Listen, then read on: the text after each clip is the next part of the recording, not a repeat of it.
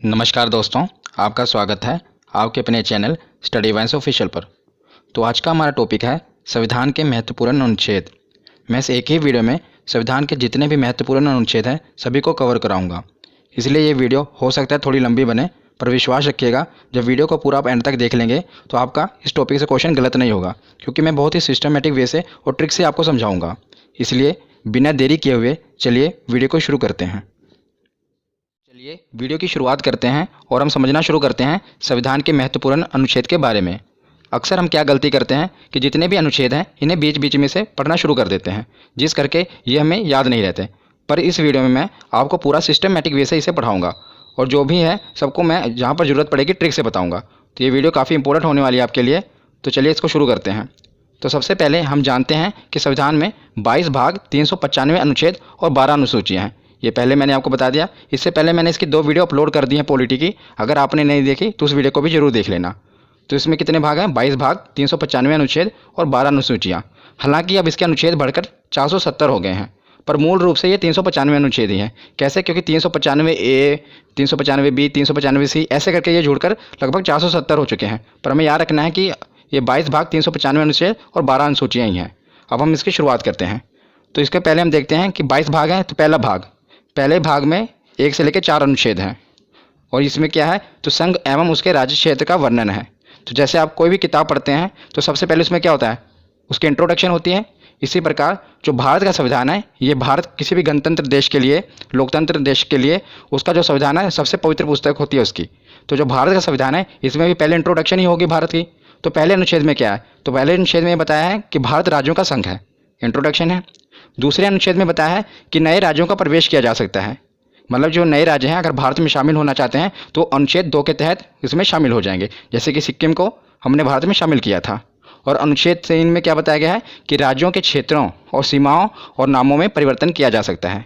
मतलब किसी भी राज्य की अगर सीमा है उसको बढ़ाया घटाया जा सकता है और उसके नाम में परिवर्तन किया जा सकता है। तो ये 3 अनुच्छेद आपको याद रखने हैं, ये इंपॉर्टेंट है पहले भाग में। उसके बाद हम देखते हैं भाग दूसरा। तो भाग दूसरा में 5 से लेकर 11 अनुच्छेद हैं, जिसमें नागरिकता का वर्णन है। बहुत ही इंपॉर्टेंट है, काफ़ी बार पूछा गया है कि नागरिकता का वर्णन किस में है। तो ऑप्शन में ऐसे दिया होता है कि 5 से लेकर 11 अनुच्छेद, 11 से लेकर 16 अनुच्छेद। तो आपको कैसे पता चलेगा कि कौन सा अनुच्छेद है? तो इसे याद करने की बहुत ही अच्छी ट्रिक है।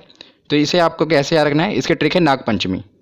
नागपंचमी से आप याद रख सकते हैं कि 5 से लेकर 11 अनुच्छेद तक नागरिकता का वर्णन है। कैसे?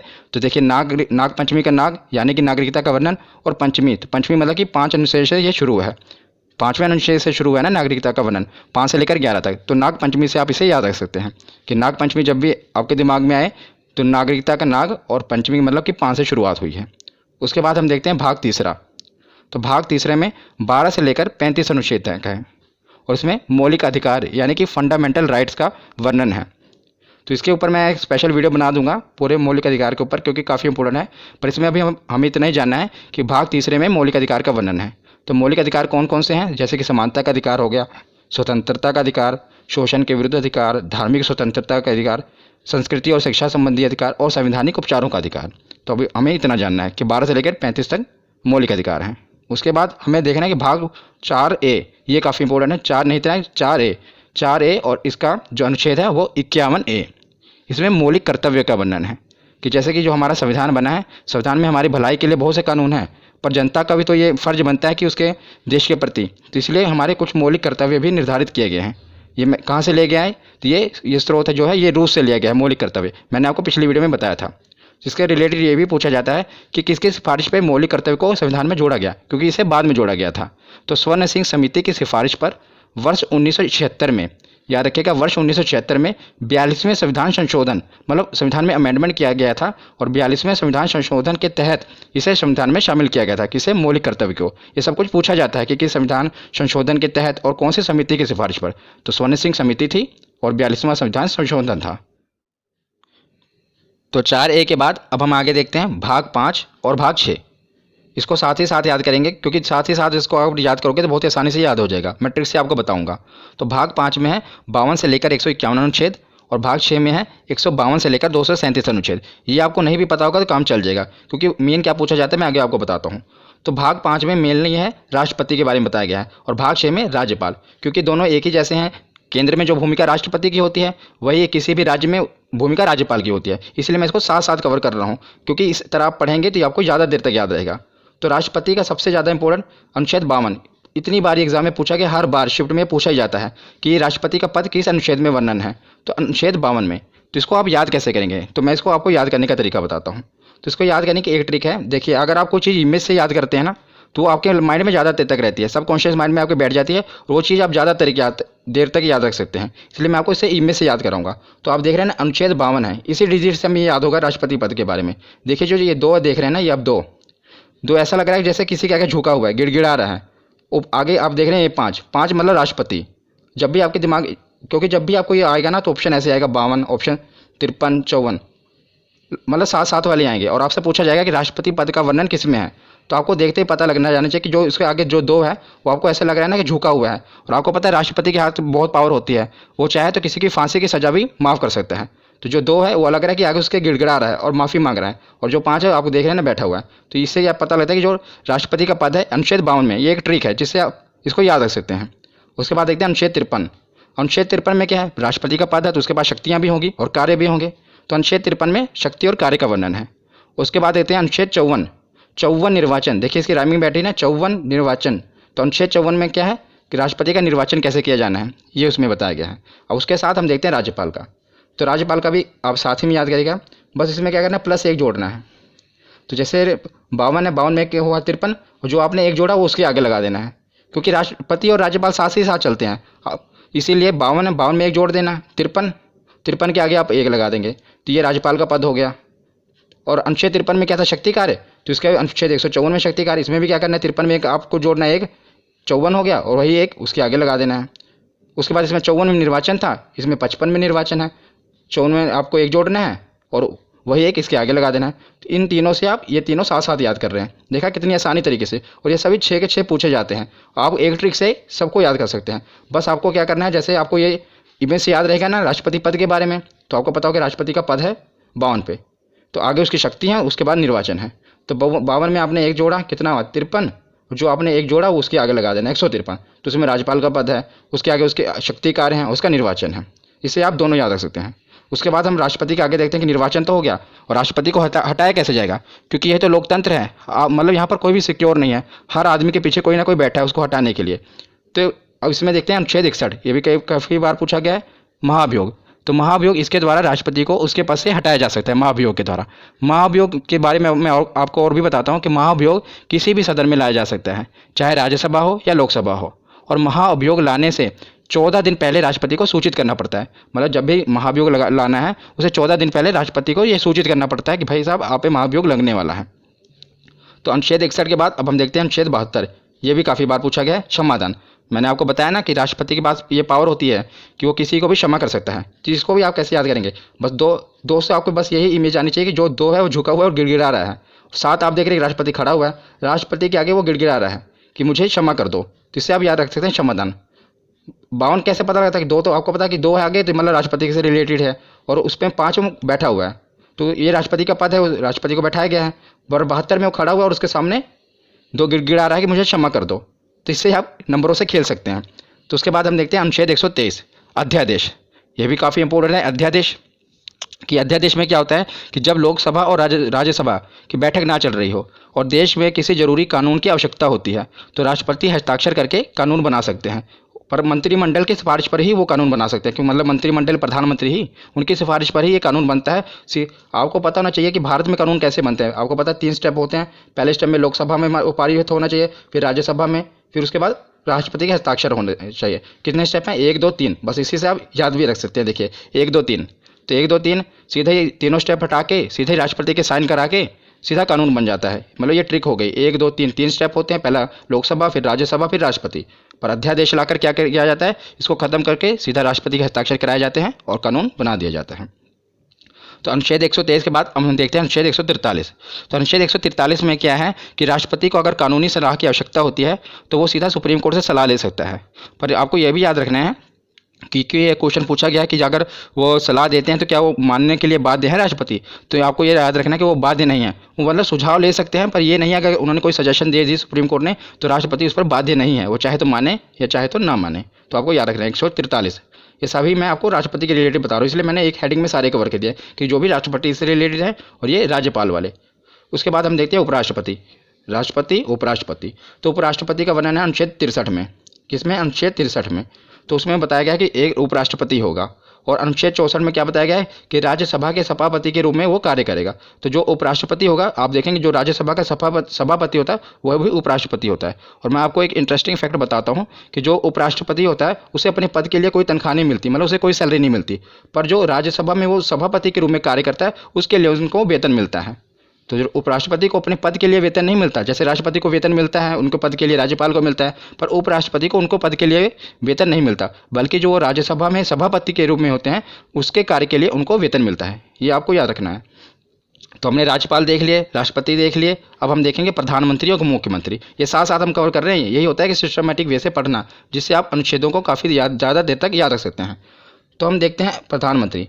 तो सबसे पहले हम देखते हैं अनुच्छेद 74, 75, 76, ये तीनों प्रधानमंत्री से रिलेटेड हैं। तो इसे आप याद कैसे रखेंगे? पहले तो आपको पता होना चाहिए कि जो प्रधानमंत्री होते हैं, अनुच्छेद 74 में जो मंत्रिमंडल होता है ये राष्ट्रपति की सहायता के लिए बनाया होता है, मतलब राष्ट्रपति की सहायता के लिए मंत्रिमंडल का गठन किया जाता है, पर जो इसके हेड होते हैं वो प्रधानमंत्री होते हैं। जैसा कि आपको पता है कि भारत में जो राष्ट्रपति हैं वो तो नाम मात्र मुखिया हैं, ज़्यादातर पावर किसके हाथ में है? तो प्रधानमंत्री के हाथ में है, पर राष्ट्रपति की सहायता के लिए मंत्रिमंडल का गठन किया जाता है और इसके हेड प्रधानमंत्री होते हैं। तो 74, 75 लगातार ही हैं। और 75 के बाद हम देखते हैं 76। 76 में महान्यायवादी। तो महान्यायवादी कौन होते हैं? तो राष्ट्रपति द्वारा महान्यायवादी की नियुक्ति की जाती है। महान्यायवादी एक विधि अधिकारी होता है, मतलब सीधे शब्दों में आपको बताऊं तो ये कानूनी विशेषज्ञ होते हैं जो भारत सरकार को कानूनी सलाह देते हैं। तो जैसे राष्ट्रपति सुप्रीम कोर्ट से सलाह लेते हैं, इसी प्रकार न्यायवादी होते हैं जिन्हें राष्ट्रपति नियुक्त करता है, पर जो सिफारिश होती है मंत्रिमंडल, मतलब प्रधानमंत्री की सिफारिश पर ही राष्ट्रपति नियुक्त करते हैं और ये कानूनी सलाह देते हैं प्रधानमंत्री को। तो तीनों आपको याद रखने हैं। सबसे पहले तो 74 में मंत्रिमंडल, 75 में प्रधानमंत्री उसके हेड, और 76 में कानूनी सलाह ले सकते हैं। उसी प्रकार जैसे प्रधानमंत्री है केंद्र के लिए, तो राज्य के लिए कौन होता है? मुख्यमंत्री, उसका मुखिया होता है। तो अनुच्छेद 163 में मंत्रिमंडल, सेम टू सेम। इसको याद करने की ट्रिक भी एक ही है। देखिए कैसे, जैसे मैंने आपको वहाँ पर राष्ट्रपति और राज्यपाल में क्या बताया था कि एक जोड़ना है, यहाँ पर एक एक घटाना है। जैसे 74 है, क्योंकि जो अगर आपको देखा जाए प्रधानमंत्री की पोस्ट बड़ी है, मुख्यमंत्री एक स्टेप उससे नीचे ही है। आपको याद करने के लिए बता रहा हूँ, ऐसे नीचे है ना, एक स्टेप नीचे, तो बस आपको एक स्टेप नीचे घटा देना है। जैसे 74 मंत्रिमंडल है, आपको दोनों में एक एक घटा देना है। 4 में से गया 3, 7, 1, 6, और जो एक घटा है आपको एक आगे लगा देना है, 163 आ गया।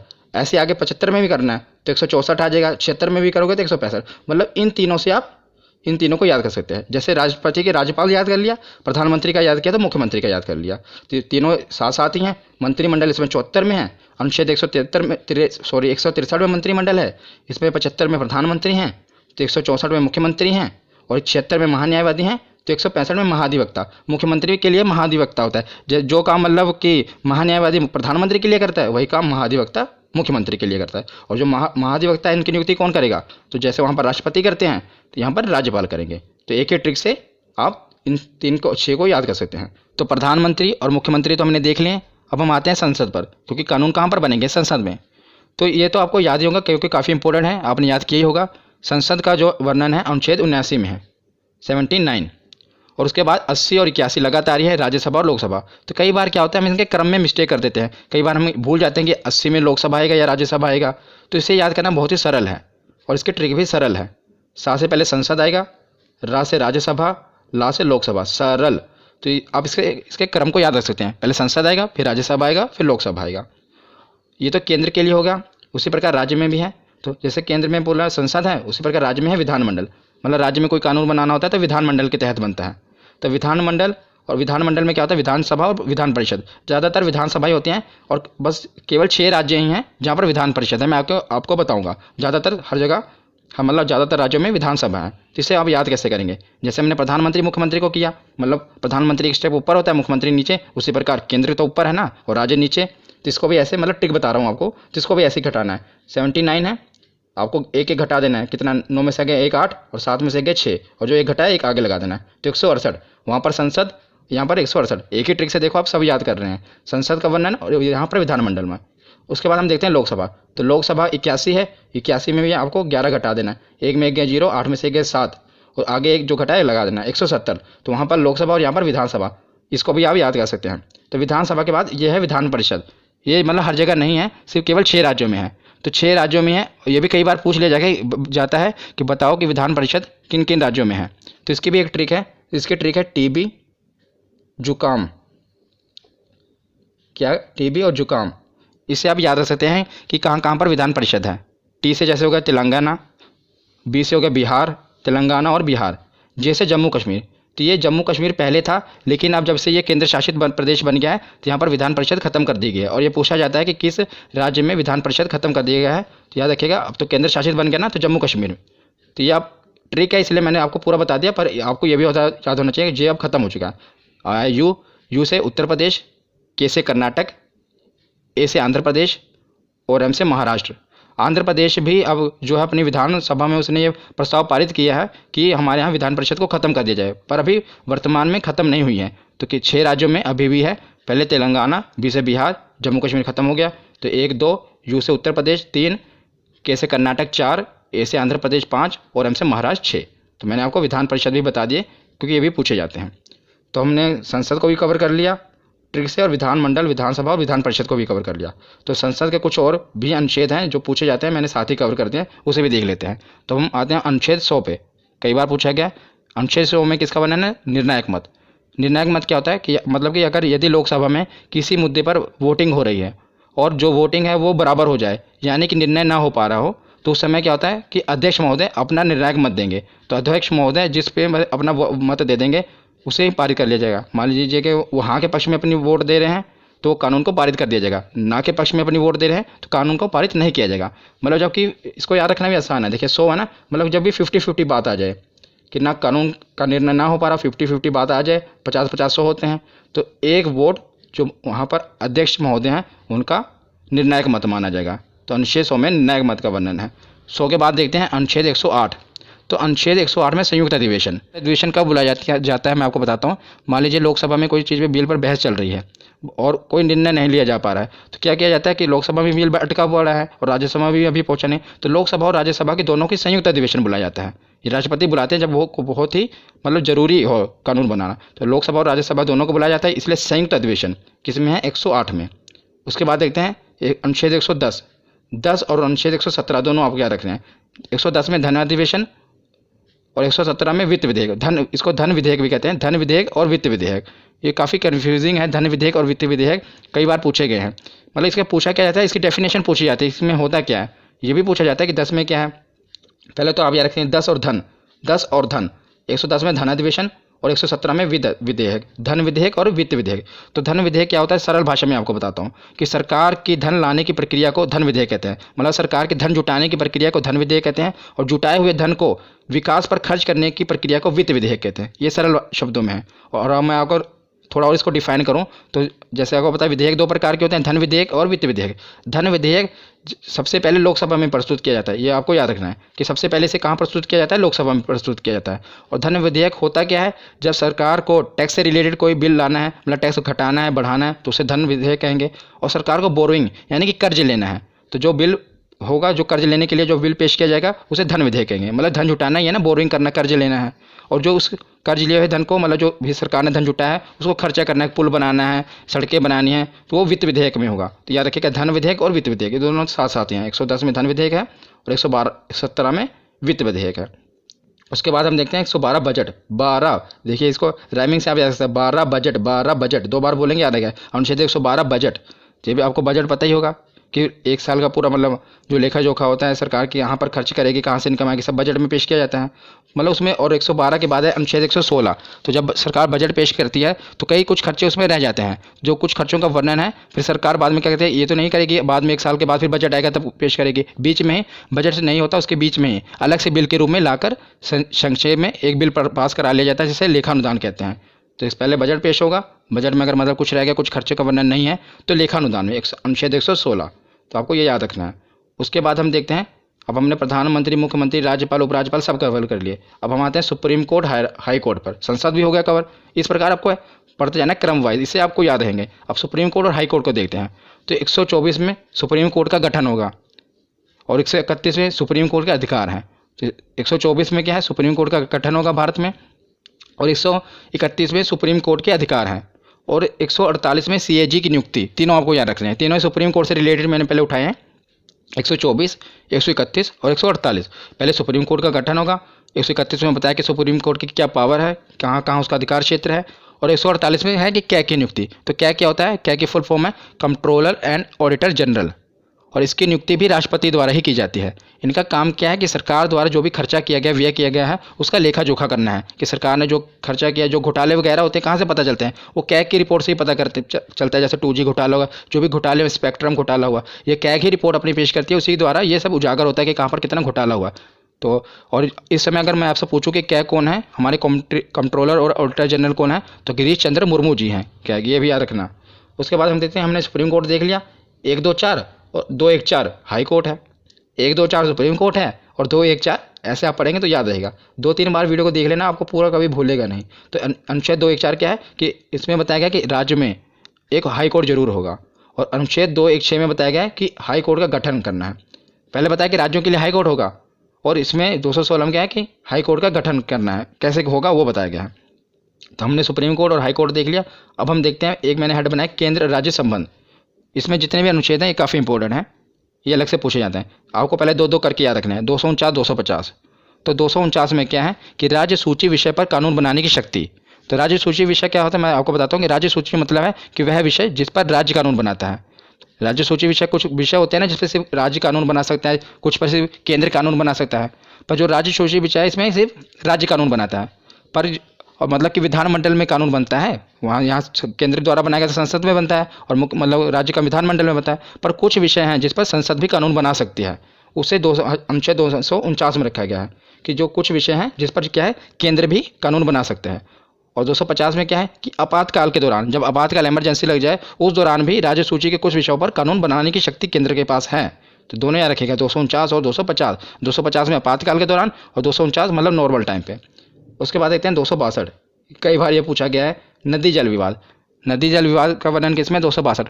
कई बार आप देखते हैं ना कि दो राज्यों के बीच में नदी के जल पर विवाद हो जाता है। जैसे कि अब कोई भी नदी है, वो एक ये तो नहीं देखेगी कि यूपी यहीं पर रुक जाएगी, वो आगे भी दूसरे राज्य में जाती है ना, तो उसके पानी के लिए विवाद हो जाता है कि कितना पानी। तो एक राज्य मान लो बांध बना लेता है, वो पानी रोक लेता है, तो दूसरा राज्य विवाद खड़ा कर देता है कि हमें पानी प्रॉपर नहीं मिल रहा। तो ये नदी जल विवाद का निपटारा किस में होता है, तो इसका 262 में वर्णन किया गया है। कौन सा अनुच्छेद है, 262। और 262 और 263 आपको साथ में याद रखने हैं। 263 में क्या, अंतर्राज्यीय परिषद, मतलब अंतर्राज्यीय विवाद इसमें है कि दो राज्यों के बीच कोई विवाद हो जाए तो उसे कैसे सुलझाना है, और उस पर संसद कानून बना सकती है। याद रखना, इसमें भी संसद कानून बना सकती है। तो 262 में नदी जल विवाद है और 263 में अंतर्राज्यीय परिषद है। उसके बाद आते हैं 280, ये भी काफ़ी इंपॉर्टेंट है, वित्त आयोग। तो 280 में क्या है, वित्त आयोग है। तो वित्त आयोग का काम क्या है, केंद्र और राज्यों के बीच जो कर का वितरण करना है, जो टैक्स है उसका वितरण करना है केंद्र और राज्य के बीच में। इसमें 15वां वित्त आयोग चल रहा है, याद रखिएगा। और जो 15वें वित्त आयोग है, इसके अध्यक्ष कौन है, तो इसके अध्यक्ष हैं NK सिंह। इंपॉर्टेंट है, याद रखिएगा। जो वित्त आयोग है इसके अध्यक्ष कौन है, तो NK सिंह है, और 15वां वित्त आयोग है। उसके बाद हम चलते हैं 312। तो 312 अनुच्छेद में क्या है, आर्टिकल में अखिल भारतीय सेवा। अखिल भारतीय सेवा के दिन क्या क्या आता है, आपको पता होगा, 3 चीज़ें आती हैं, एक IAS, एक IPS और एक IAFS। और ज़्यादा जोर देना IAFS पे, क्योंकि यहीं पर आपसे गलती होगी। क्या गलती होगी, क्वेश्चन ये आया था कि अखिल भारतीय सेवा में निम्नलिखित कौन सी सेवाएं आती हैं। तो आपको 4 ऑप्शन दिए हैं, एक IAS, एक IPS, एक IAFS, और IAFS 2 बार दिया होगा, मतलब फुल फॉर्म दी होगी। एक IAFS की फुल फॉर्म होती है इंडियन फॉरेस्ट सर्विस, और एक होती है इंडियन फॉरेन सर्विस। तो याद रखिएगा, जो ये वाला IAFS है उसमें है इंडियन फॉरेस्ट सर्विस, कौन सा, वन विभाग वाला। तो यह बहुत इंपॉर्टेंट है, क्वेश्चन भी पूछा गया, इसलिए मैं आपको बता रहा हूँ कि जो अखिल भारतीय सेवा में ये जो IAFS आ रहा है, ये इंडियन फॉरेस्ट सर्विस वाला है, ना कि फॉरेन सर्विस वाला, ये आप याद रखिएगा। उसके बाद आते हैं 315। तो संघ एवं राज्य के लिए लोक सेवा आयोग, मतलब कि जो UPSC के एग्जाम होते हैं, आपको पता नहीं UPSC का वर्णन किस में है, 315 में। राज्य संघ के लिए मतलब केंद्र के लिए, और राज्य के लिए PCS, कई राज्यों में इसका PSC भी कहा जाता है और PCS। तो इसका वर्णन कहाँ पर है, अनुच्छेद 315 में। 312 में अखिल भारतीय सेवा, जिसमें 3 सेवाएं आती हैं, और 315 में UPSC का। तो केंद्र और राज्य के बाद अब हम आते हैं, हमने संसद भी देख लिया, प्रधानमंत्री, मुख्यमंत्री सब कुछ हो गए। अब आते हैं निर्वाचन में, मतलब चुनाव भी तो होने जरूरी है, तभी तो ये सब चुने जाएंगे। तो निर्वाचन आयोग, तो अनुच्छेद 324 के तहत निर्वाचन आयोग का गठन किया गया, इलेक्शन कमीशन का, किसके तहत, 324। तो उसके बाद आते हैं राजभाषा, और अनुच्छेद 343 के तहत हिंदी हमारी राज्य भाषा है। याद रखिएगा, राज्य भाषा कहा है मैंने, राष्ट्रभाषा नहीं। अनुच्छेद 343 के तहत हिंदी जो हमारी है राजभाषा है। और कौन सी लिपि, तो देवनागरी लिपि है। उसके बाद ये है सबसे मोस्ट इंपॉर्टेंट, आपातकाल। हर बार पूछे जाते हैं एग्जाम में, और तीनों याद करने भी बहुत ही सरल हैं। 352, उसमें 4 जोड़ा 356, उसमें 4 जोड़ा 360, 52 4 56 4 60। तो 352 में क्या है, राष्ट्रीय आपातकाल। तो 352 में क्या है, राष्ट्रीय आपातकाल। जब देश में राष्ट्रीय आपातकाल कब लगता है, जब देश में दूसरे देश से युद्ध हो जाए और या कोई आंतरिक विद्रोह हो जाए, पूरे अपने भारत में देश में आंतरिक विद्रोह बड़े पैमाने पर हो जाए, तब राष्ट्रीय आपातकाल लगा दिया जाता है। इंदिरा गांधी के समय भी लगा था, इमरजेंसी लगी थी ना। तो जब देश में दूसरे देश से या तो युद्ध हो रहा हो, जैसे चाइना के साथ युद्ध हो, उस समय इमरजेंसी लगी थी, या पूरा आंतरिक विद्रोह हो गया हो बड़े पैमाने पर, तब राष्ट्रीय आपातकाल लगता है। और 352 के बाद 356 में क्या है, राष्ट्रपति शासन। जब किसी राज्य की मतलब संसदीय व्यवस्था पूरी तरह खत्म हो जाए तो वहाँ पर राष्ट्रपति शासन लग जाता है। और किसी राज्य की सरकार भी गिर जाए और जब तक चुनाव ना, तब भी आपको पता है राष्ट्रपति शासन लगा दिया जाता है। तो 52 में राष्ट्रीय आपातकाल पूरे भारत में, और 56 में राष्ट्रपति शासन। और 56 के बाद आता है 360, वित्तीय आपातकाल। तो वित्तीय आपातकाल क्या है, जब देश की इकोनॉमिकल कंडीशन, आर्थिक जो व्यवस्था है बहुत ख़राब हो जाए, तब वित्तीय आपातकाल लग जाता है। पर याद रखिएगा, अभी तक भारत में एक बार भी वित्तीय आपातकाल नहीं लगा है। तो आपसे एक क्वेश्चन पूछा जा सकता है कि बताइए कि निम्नलिखित में से कौन सा आपातकाल अभी तक नहीं लगा है। तो याद रखिएगा 360 में जो है वित्तीय आपातकाल भारत में अभी तक नहीं लगा है। राष्ट्रपति शासन तो बहुत बार लग चुका है और राष्ट्रीय आपातकाल भी लग चुका है, लेकिन अभी तक वित्तीय आपातकाल नहीं लगा है। उसके बाद हम सकते हैं कि संविधान तो बन गया, लेकिन संविधान में संशोधन भी होना जरूरी है कि नए, अगर मान लो कोई बदलाव करना है, वो भी तो जरूरी है। और मैंने पिछली वीडियो में जो संविधान के स्रोत हैं, मतलब कहाँ कहाँ से संविधान लिया गया है, पूरा स्पेशल आपको ये बताया कि जो संविधान का संशोधन है कहाँ से लिया गया था, आपको याद होगा। तो अगर आपने पिछली वीडियो देखी होगी तो साउथ अफ्रीका से लिया गया था कि संविधान में संशोधन किया जाना है। तो आपने अगर वो वीडियो नहीं देखी तो देख लेना। तो अनुच्छेद 368 में है कि संविधान में संशोधन किया जा सकता है। इसका वर्णन किस में है, अनुच्छेद 368, 326 628 368 में। अब कुछ लास्ट बच्चे हैं, अन्य महत्वपूर्ण है, इससे भी हम पढ़ लेते हैं क्योंकि बाकी सब हेड के अंदर थे। मैंने राष्ट्रपति के अंदर कुछ था, कुछ मुख्यमंत्री के, ये कुछ बचे हुए थे और ये पूछे गए, इसलिए मैंने इसे अलग से कवर कर लिया। बस लास्ट ही है। तो अनुच्छेद 17 में है अस्पृश्यता का अंत, मतलब कि छुआछूत का अंत। ये किसमें है, अनुच्छेद 17 में, आर्टिकल 17। उसके बाद आता है अनुच्छेद 29। तो 29 में क्या है, अल्पसंख्यक हितों का संरक्षण। काफ़ी बार पूछा गया है कि प्रोटेक्शन ऑफ माइनॉरिटी, अल्पसंख्यक हितों का संरक्षण किस में है, तो अनुच्छेद 29 में है। तो इसे आप कैसे याद रख सकते हैं, बस उन्हीं नंबरों से खेलिए। 29 धोगी में तो मैंने आपके दिमाग में फिट कर दी, क्या है कि आदमी गिड़गिड़ा रहा है, झुका हुआ है। देखिए, जब तक अल्पसंख्यक थे पहले उनके लिए कोई कानून नहीं था, बेचारे झुके हुए थे। तो जैसे उनके लिए कानून आया वो खड़े हो गए थे। नो क्या बता रहा है आपको कि वो पूरा एकदम सीना तान के खड़ा है, पहले गिड़गिड़ा रहे थे। तो ये इससे मतलब अनुच्छेद जो 29 है अल्पसंख्यक के हितों का संरक्षण करने के लिए है। नंबर से आप खेलिए, इससे आपको याद रहेगा। 29 के बाद देखते हैं अनुच्छेद 40। 40 में क्या है कि पंचायत राज प्रणाली, इसका वर्णन अनुच्छेद 40 में है। अब लास्ट में देखते हैं अनुच्छेद 32, मोस्ट इंपोर्टेंट है। क्यों इंपोर्टेंट है मैं आपको बताता हूँ। अनुच्छेद 32 के पहले ये जान लेते हैं। तो संवैधानिक उपचारों का अधिकार, और इसे heart and soul of Indian constitution भी कहा जाता है। Heart and soul of Indian constitution इसे क्यों कहा जाता है, तो अनुच्छेद 32 में ये कहा गया है, अगर किसी भी आदमी का, चाहे आम आदमी हो, और उसके अगर फंडामेंटल राइट्स यानी कि मौलिक अधिकारों का हनन हो रहा हो, तो सीधा इसके लिए वो केस सुप्रीम कोर्ट में फाइल कर सकता है। तो इसके खिलाफ मतलब केस में कहाँ, डायरेक्ट सुप्रीम कोर्ट में जा सकता है अगर उसके मौलिक अधिकारों का हनन हो रहा हो। इसलिए इसे heart and soul of Indian constitution कहा गया है। किसे, आर्टिकल 32। तो ये वीडियो आज यहीं पर ख़त्म होती है। कैसी लगी आपको ये वीडियो, कमेंट सेक्शन में जरूर बताना। धन्यवाद।